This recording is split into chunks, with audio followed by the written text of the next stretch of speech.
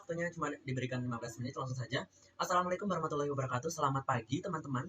Sebelumnya saya mau mengucapkan terima kasih kepada dosen pengampu mata kuliah pengantar ilmu kependidikan, yaitu Ibu Jum Norbenti, yang sudah memberikan kesempatan untuk kelompok kami melakukan penyampaian materi pada pagi hari ini. Dan juga tak lupa saya ucapkan terima kasih untuk teman-teman semua yang sudah menyaksikan tayangan presentasi dari kelompok kami. Baik, langsung perkenalkan kami dari kelompok 2 yang beranggotakan 5 anggota. Yang pertama ada Ahmad Nur Rizky Akbar, yang kedua Iqbal Maulana Razak, yang ketiga Lintang Bilkis, dan yang keempat saya sendiri Muhammad Rifki Adani, dan yang terakhir ada Yulia Helining Tias. Di sini kami akan mempresentasikan mengenai materi pengantar ilmu pendidikan, yaitu landasan pendidikan. Next. Yang pertama dulu, saya akan menjelaskan terlebih dahulu mengenai apa sih landasan pendidikan itu. Jadi, pendidikan adalah sesuatu yang bisa dikatakan global atau universal dan berlangsung secara terus-menerus dari generasi ke generasi. Upaya memanusiakan manusia dengan salah satunya melalui pendidikan sesuai dengan bagaimana latar belakang sosial dan kebudayaan serta pandangan hidup setiap masyarakat tertentu. Maka dari itu, setiap pendidikan meskipun bisa dikatakan global atau universal, namun tak jarang terjadi perbedaan-perbedaan tertentu di berbagai pandangan latar belakang sosial tersebut. Next. Selanjutnya, ini adalah topik bahasan yang nantinya kita akan bahas oleh masing-masing anggota kelompok. Langsung saja, yang pertama, kita akan bahas tentang sosiologi dan pendidikan, kebudayaan dan pendidikan. Sosiologi pendidikan terlebih dahulu ya. Sosiologi pendidikan adalah studi yang menyelidiki mengenai pengembangan kehidupan warga menjadi makhluk sosial bisa terpengaruh oleh cara pendidikan yang pernah atau sering dijalankan. Pendidikan sendiri adalah hal yang diterapkan pada pengembangan ilmu pengetahuan. Dalam pengembangan ini, pendidikan berguna untuk memberi evaluasi logika, etika, dan keindahan yang masih ada dalam diri insan itu sendiri. Lebih lanjut, melalui pentingnya pendidikan tersebut, sosiologi pendidikan hadir memberikan banyak sekali aspek kehidupan masyarakat yang tercipta berdasarkan pengaruh pendidikan terhadap kehidupan sosial dan sebaliknya. Jadi kesimpulannya sendiri, sosiologi pendidikan merupakan analisis ilmiah tentang proses sosial dan pola-pola interaksi sosial di dalam sistem pendidikan. Next. Oke, selanjutnya kita akan membahas tentang fungsi dan tujuan sosiologi pendidikan. Ada 3 fungsi dan tujuan sosiologi pendidikan, yaitu eksplanasis, yang kedua yaitu prediksi, yang ketiga yaitu utilisasi. Yang pertama, fungsi dan tujuan sosiologi pendidikan, fungsi eksplanasis dalam menyebutkan atau menaruh pemahaman mengenai fenomena yang termasuk dalam ruang lingkup pembahasannya. Yang kedua yaitu fungsi prediksi. Yang dimaksud dari fungsi prediksi itu adalah meramalkan kondisi dan permasalahan pendidikan yang diperkirakan akan ada di masa mendatang. Yang ketiga yaitu fungsi utilisasi. Maksud dari fungsi utilisasi ini menangani permasalahan yang dialami pada kehidupan masyarakat, misalnya perkara lapangan kerja dan pengangguran, permasalahan sosial, kerusakan lingkungan, dan lain-lain yang membutuhkan dukungan pendidikan dan masalah penyelenggaraan pendidikan itu sendiri. Selanjutnya kita akan membahas tentang kebudayaan dan pendidikan. Pendidikan merupakan bimbingan atau pertolongan yang diberikan oleh orang dewasa pada perkembangan anak guna mencapai kedewasaan yang bertujuan supaya anak cukup cakap melakukan tugas hidupnya sendiri tanpa pertolongan orang lain. Kebudayaan merupakan keseluruhan sistem gagasan, tindakan, dan hasil karya insan pada kehidupan masyarakat yang dijadikan milik insan dengan belajar. Jadi, pendidikan selalu terkait dengan manusia, sedang setiap manusia sendiri selalu menjadi anggota masyarakat dan pendukung kebudayaan tertentu. Oleh karena itu, dalam Undang-Undang Republik Indonesia Nomor 2 Tahun 1989, Pasal 1 Ayat 2 ditegaskan bahwa yang dimaksudkan dengan sistem pendidikan nasional adalah pendidikan yang berakar pada kebudayaan bangsa Indonesia dan yang berdasarkan pada Pancasila dan Undang-Undang Dasar 1945. Selanjutnya yaitu fungsi pendidikan dan kebudayaan. Ada 4 fungsi pendidikan dan kebudayaan. Yang pertama yaitu pendidikan sebagai sosialisasi kebudayaan. Yang kedua yaitu sebagai manusia dalam keanekaragaman budaya. Dan yang ketiga yaitu sebagai interaksi pendidikan dengan kebudayaan. Yang terakhir yaitu sebagai peran pendidikan dalam proses pewaris kebudayaan. Itu tadi fungsi dari pendidikan dan kebudayaan. Untuk penjelasannya lebih lengkap, teman-teman bisa lihat dari makalah kelompok kami. Selanjutnya materi 2, masyarakat dan sekolah, masyarakat Indonesia dan pendidikan, yang akan dijelaskan oleh Mbak Yulia. Dipersilakan. Oke, Assalamualaikum warahmatullahi wabarakatuh. Di sini saya Yulia Helining Tias akan menjelaskan poin kedua, yaitu sekolah dengan masyarakat, masyarakat Indonesia dengan pendidikan. Yang pertama yaitu sekolah dengan masyarakat. Nah, di sini masyarakat dengan sekolah ini memiliki hubungan yang sangat berkaitan. Sekolah sangat membutuhkan dengan masyarakat, masyarakat juga membutuhkan sekolah. Nah, di sini bagi masyarakat, sekolah diperlukan lantaran sekolah dipercaya bisa memenuhi bagaimana menaikkan kualitas hidup dari masyarakat tersebut. Kemudian sekolah membutuhkan masyarakat. Bagi sekolah, masyarakat diperlukan lantaran dibutuhkan keterlibatan kepedulian serta dukungan finansial maupun moral. Next, selanjutnya.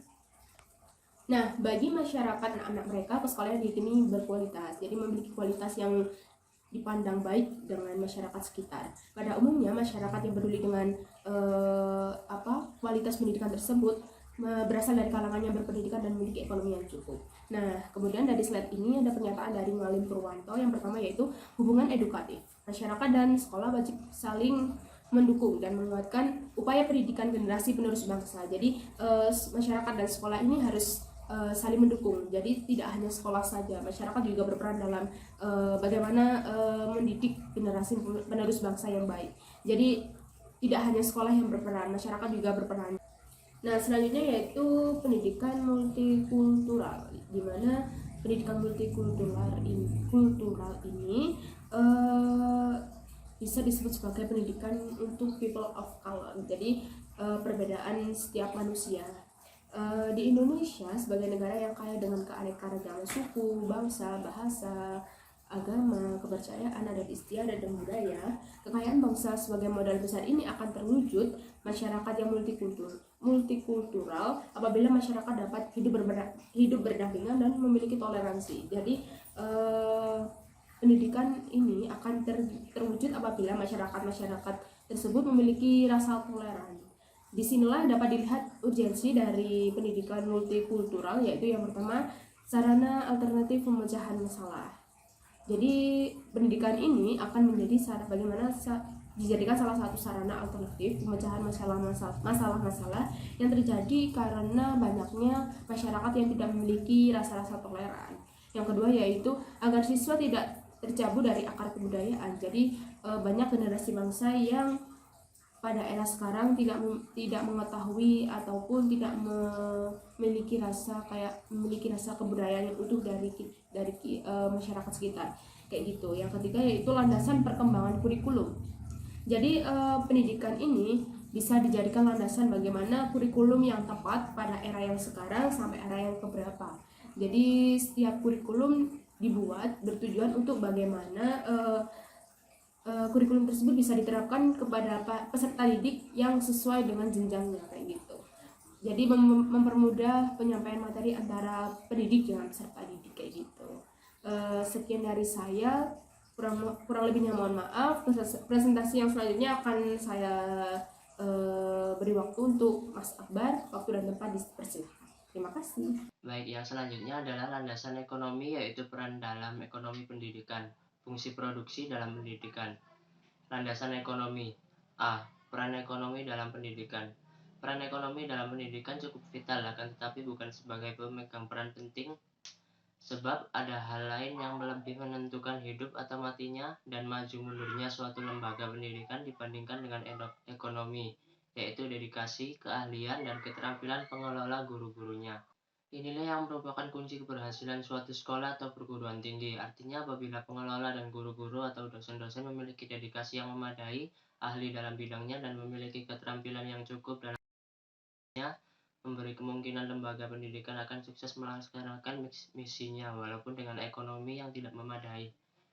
Fungsi ekonomi dalam pendidikan adalah menunjang kelancaran proses pendidikan, bukan merupakan modal yang dikembangkan dan juga mendapatkan keuntungan yang berlimpah. Peran ekonomi dalam sekolah juga merupakan salah satu bagian dari sumber pendidikan yang membuat anak mampu mengembangkan kognisi, afeksi, psikomotor untuk menjadi tenaga kerja yang handal dan mampu menciptakan lapangan kerja sendiri, memiliki etos kerja dan bisa hidup hemat. Selain sebagai penunjang proses pendidikan ekonomi, pendidikan juga berfungsi sebagai materi pelajaran dalam masalah ekonomi dalam kehidupan manusia, sehingga dapat disimpulkan mengenai peranan ekonomi dalam pendidikan hanya terbatas pada hal-hal yang pertama, memenuhi keperluan pendidikan yang tidak dapat dibuat sendiri, seperti sarana, alat peraga, media, dan sejenisnya.